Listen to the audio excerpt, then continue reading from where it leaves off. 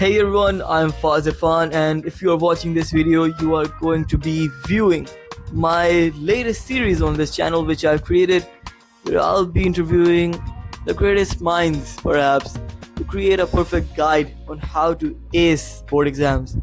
Basically, the person I'll be interviewing today is Tala Sabir, who has gained 531 in 9th board exams. And this is going to be my first ever proper video, so let's just say that I'm excited.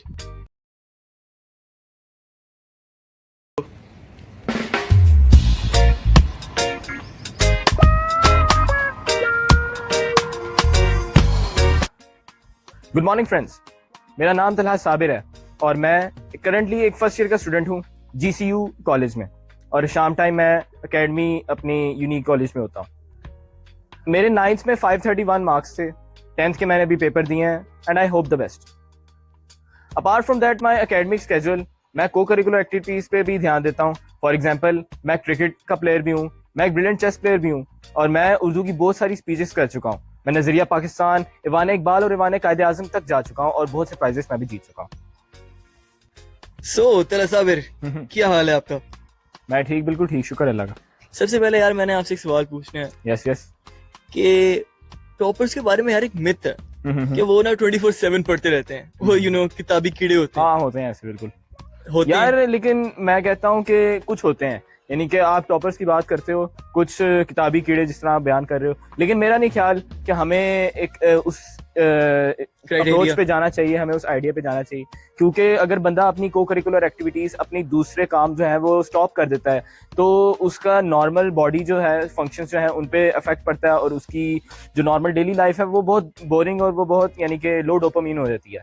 हमें चाहिए कि हम को curricular activities को भी continue रखें ताकि हमारी फिजिकल और मेंटल हेल्थ भी ठीक रहे, साथ साथ हम अपनी पढ़ाई को भी प्रॉपर टाइम दें, यानी कि आप दोनों को एक एज अ बैलेंस लेके आप चल सको। ओके, चलो यार आपने डिफाइन कर दिया। अब आपके 531 आए थे जी मैट्रिक के अंदर, यार ये एक्सेप्शनल मार्क्स हैं। यस। क्या यार आपने लॉक इन कब किया? मेरा ये सवाल है आपसे।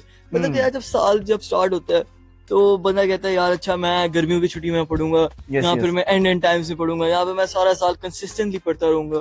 What was your? यार मेरा प्लान बेसिकली ऐसे था कि मैं शुरू, एक तो मेरी क्लास लेट हुई थी क्योंकि मैंने क्लास स्किप की हुई है, तो मैंने प्री 9th नहीं पढ़ी थी, इस वजह से मुझे अनफॉर्चुनेटली शुरू से ही लॉक इन करना पड़ा था। लेकिन मेरी 10th में भी अप्रोच इस तरह नहीं थी, और 9th में भी मैंने उसी को उस तरह बनाने की कोशिश की कि आप पहले पढ़ो और उसको समझो, ठीक है। एंड पर जब टेस्ट सेशंस आते हैं तब आप उसको याद करने में और एक्स्ट्रा इन्फॉर्मेशन एक्सट्रैक्ट करने की कोशिश करो कि आप जितने मार्क्स उसमें से जूस अप कर सकते हो आप करने की कोशिश करो। उससे पहले आपको प्रॉपर कॉन्सेप्ट्स आने चाहिए कि बुक्स में क्या लिखा हुआ है, या टीचर्स ने क्या करवाया हुआ है, या कहाँ कहाँ से पढ़ना है। लेकिन आपको उसको एनहांस करने के लिए आपको उसके लिए टेस्ट सेशन जरूरी होता है। फिर प्री बोर्ड्स आते हैं, और आपको प्री बोर्ड्स के बाद आई रियली थिंक आपको उसके बाद पास्ट पेपर्स पढ़ना शुरू कर देने चाहिए और रियली लॉक इन हो जाना चाहिए। I think test sessions are the time, ideal times, कि बंदा लॉक इन हो जाए और पढ़ना शुरू कर दे। लेकिन एक जो ग्रेट चीज है, जो गुड चीज होगी, वो यही होती है कि शुरू से बंदा अपने कॉन्सेप्ट्स को प्रॉपर करने की कोशिश करे। सो तला साबिर, मेरा आपसे एक और सवाल है। तो यार क्या कहते हैं, मैंने हाशिम एजाज, आपका बहुत अच्छा फ्रेंड है, मैं जानता हूँ, उसके 537 आए थे। मैंने उससे एक चांस पूछा था कि what do you recommend, like आपने यूनिक में पढ़ा हुआ है, सो अगर कोई और बच्चा यूनिक बेरेडॉन में जाता है तो क्या वो इवनिंग ज्वाइन करे या फिर वो मॉर्निंग ज्वाइन करे? ओके, ये एक अच्छा सवाल है, और आप मेरा ओपिनियन पूछ रहे हो तो मैं अपना ऑनेस्ट ओपिनियन ही दूंगा। बेसिकली दोनों में डिफरेंस चीज़ों का है कि जो मॉर्निंग टाइम का जो मेरा मैट्रिक में टाइम रहा, वो ऐसे था कि टीचर्स जो थे वो काफ़ी इंटरेक्टिंग थे, और आपका जो सारा काम होता था वो बहुत यानी कि टू साइडेड होता था। टीचर्स भी आपसे बात करते थे, और आप स्टूडेंट, एज अ स्टूडेंट भी आप मेहनत करते हो। लेकिन एकेडमी में थोड़ा सा इसको कम किया जाता है, क्योंकि एकेडमी में बहुत जगह से बच्चे आते हैं, बहुत नॉन रेगुलर बच्चे होते हैं, जिसकी वजह से टीचर्स अपना फुल दे नहीं पाते। आई होप कि आप टीचर्स देते हैं, बिल्कुल अपना सारा पढ़ाते हैं और बच्चों के साथ बॉन्डिंग बनाते हैं एकेडमी में भी। लेकिन बिकॉज ऑफ कोर एजुकेशन जो है वो एकेडमी में इतना आप फ्री नहीं हो सकते टीचर्स के साथ, या मैं फ्री उस सेंस में नहीं कह रहा, मेरा मतलब ये है कि आप उस तरह सवाल नहीं पूछ पाते। कुछ बच्चों को जेंडर एंग्जाइटी भी होती है, यानी कि वो दूसरे जेंडर की वजह से आप एंग्जाइटी में आते हैं, इस वजह से उनसे सवाल भी नहीं पूछे जाते। जाते। लेकिन जो मॉर्निंग का जो होता है इन्वायरमेंट होता है वो बिल्कुल एक फ्री इन्वायरमेंट होता है। टीचर्स भी ऑब्वियसली यूनिक की एक रेपुटेशन है, उनके टीचर्स एक्सपीरियंस्ड होते हैं। लेकिन जब एक बच्चा अपने यानी कि बॉयज में बैठा हुआ है, वो टीचर से बातचीत कर सकता है जैसे वो चाहे, और वेरी इंटरेक्टिंग एनवायरनमेंट क्रिएट होता है।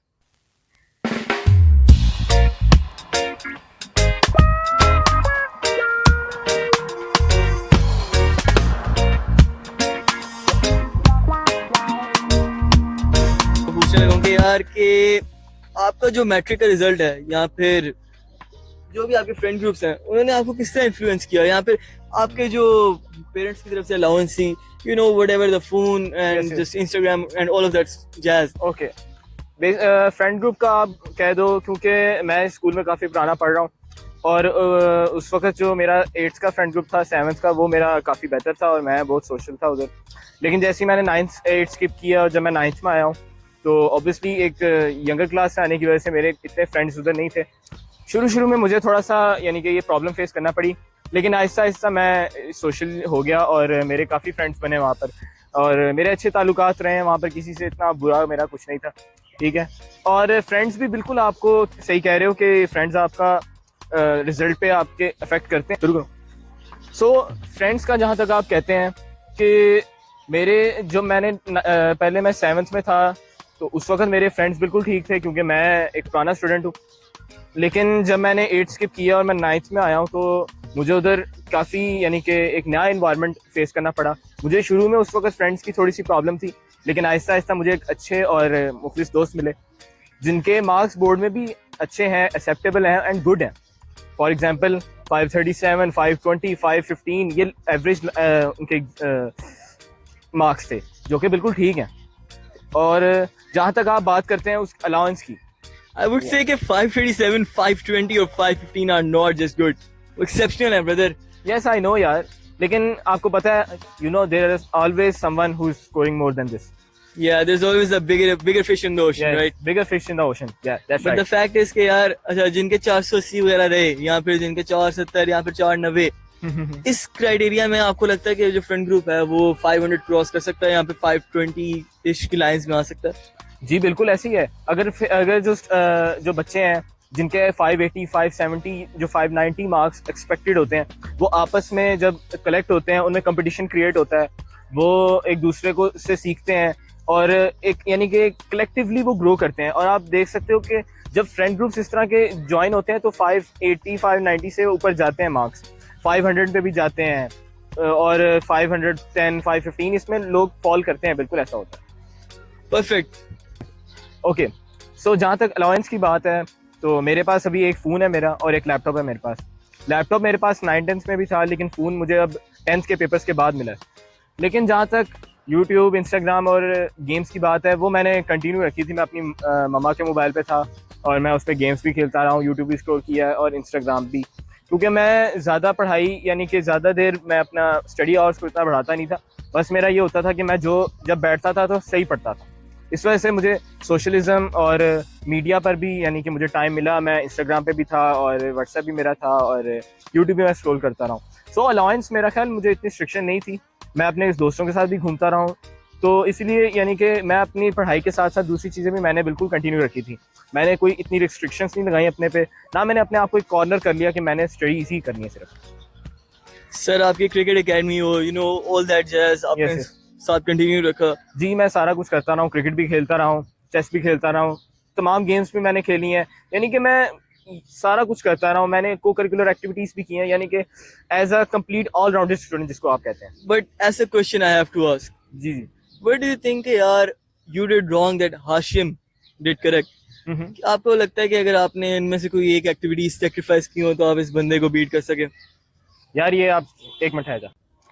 Man who chase success with enough determination will see the path carves itself through the mountains that once seemed impossible to traverse.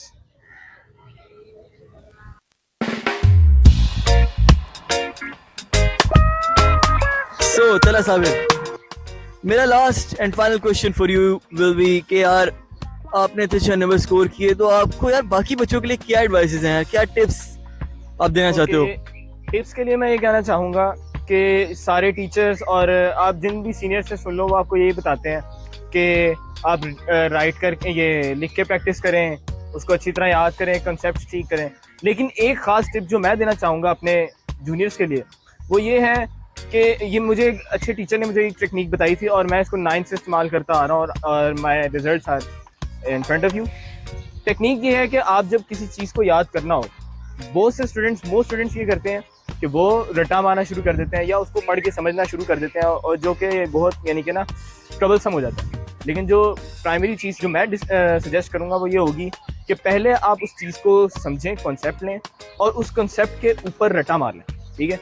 इससे फ़ायदा ये होता है कि क्योंकि बोर्ड में आपकी बुक वर्डिंग ज़्यादा चलती है, तो इस वजह से जब आपको एक कॉन्सेप्ट पे ग्रिप होती है तो आपको उसको याद करना आसान हो जाता है, आपको उसकी वर्डिंग में लिखना आसान हो जाता है।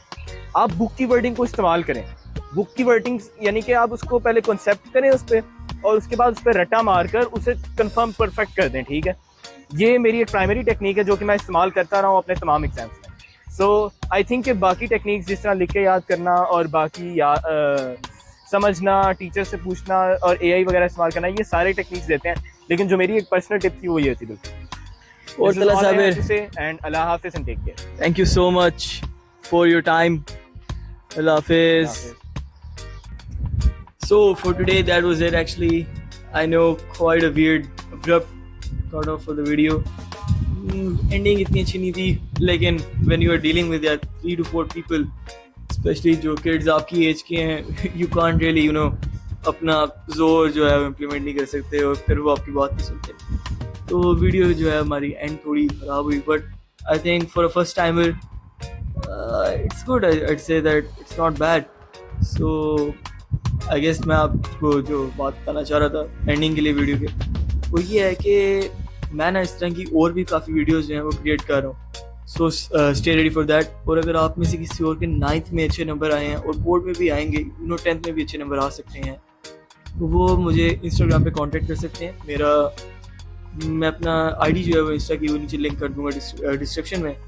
उसके साथ ही साथ मेरे पास 3 और वीडियोज़ हैं, उनमें एक जो है हमारे पास हाशिम एजाज, उसके 537 आए थे सिर्फ 9th के अंदर, और एक अहमद मकी। इन दोनों की जो वीडियोज़ हैं वो वर्क इन प्रोग्रेस हैं।